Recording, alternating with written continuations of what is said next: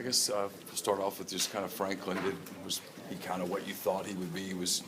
How did you feel about how you guys did, against him? Well, I mean, I think his scrambles hurt us, in the second half. The first half, he hit some big plays on us. And, they're a really good football team. And, he makes them go. And I'm sure they were glad to have him back. Thought they played a controlled game in the second half, and we weren't able to stop the run. It seemed the team that kind of just missed a sack or two here, just missed the tackle or two here. That just kind of seemed to continue their. It seemed to me, without looking at it close, I mean, that we overran some things. I mean, we had him in the backfield sack. I know he's a big, strong guy, but we missed the back sometimes too. I mean, if they can run the football, which they did effectively tonight, it's hard to win. You got to get your offense back there. Dave, why were they so effective running the ball tonight? I think, they did a nice job with their gap scheme. We had some things that was geared up to it. I think we overran some plays. That's what I think. And then, we had the quarterback several times, and he got away from us. So missed tackles and overrun.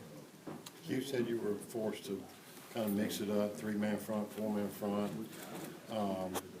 And he felt like the defense did a pretty good job, actually. Well, I mean, it's just when you got those 4 receivers out there, you feel at times that you got to use an extra guy to work on them. But we did emphasize trying to stop the run this week, because I know in playing teams like that, if you don't stop the run, you're two-dimensional, extremely difficult to stop. And we weren't able to stop the run. How did you feel like your corners held up against the receivers? I thought they did a good job. There was a couple times I think Mike got hurt on a hitch and go one time. I thought DJ was pretty steady out there for the most part. Sinclair's lost a guy one time. They should have plastered on a scramble.